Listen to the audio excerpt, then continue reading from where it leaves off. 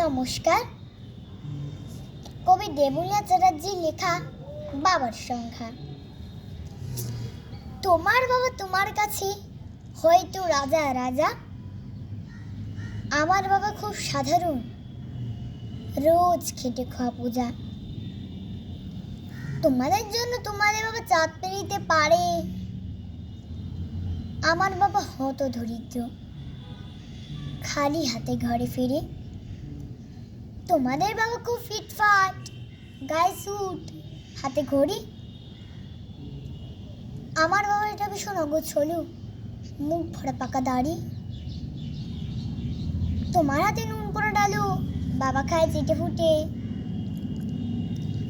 আমি তো দারুণ রান্না করি, তবু বাবা বলে মোটামুটি। তোমাদের জন্মদিনে বাবা দামি উপহার দেয়, আমার বাবা এত আনমনা, দিনটাই ভুলে যায়। তোমাদের বাবা হাত ধরে রাস্তা করায় পার, আমার বাবা নিজেই পারে না, আমি হাত ধরি তার।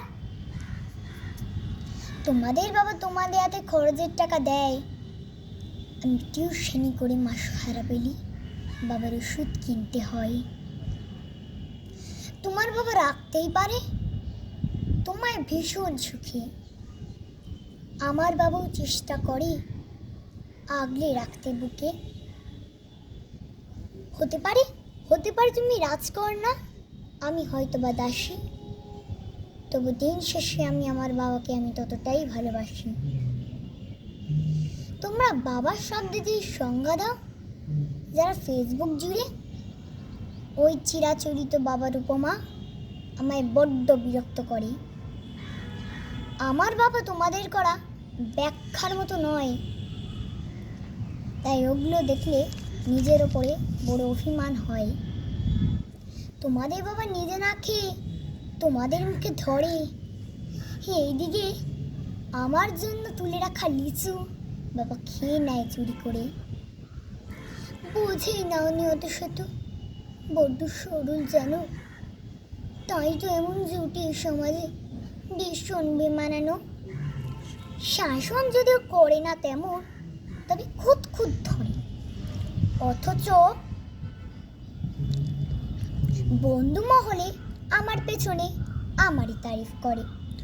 আমি নিজে ওনাকে বকাঝকা করি, ভুল করলে অকস্মাৎ, আবার কেউ ওনার দিকে আঙ্গুল তুললে আমি ভাঙতেও পারি সেই হাত। বাবা পরীক্ষার আগে সংশয় বলে, হারি পাশ করবি তো বল।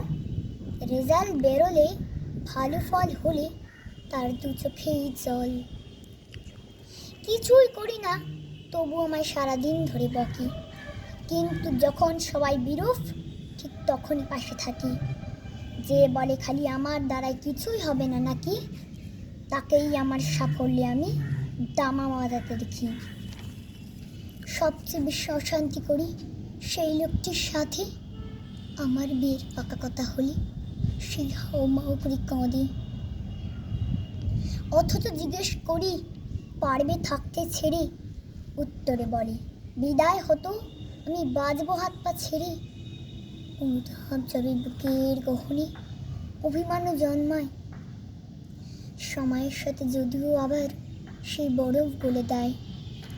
এই পৃথিবীর সময়ের সাথে কত পরিচয় হয়, হিসেব করে দেখেছি ওই বাবার মতো নয়।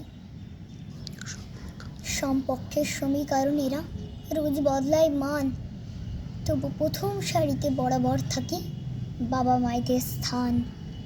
ঝগড়া ঝামেলা অভিমান এসব এত কিছুর পরেও আমার একটা বিষয় ওনার প্রতি দুর্বল করে বড়। আমাকে আমার প্রিয় মানুষেরা এত নামে ডাকলেও বাবার মতো মা আমার কই ডাকে না তো কেউ।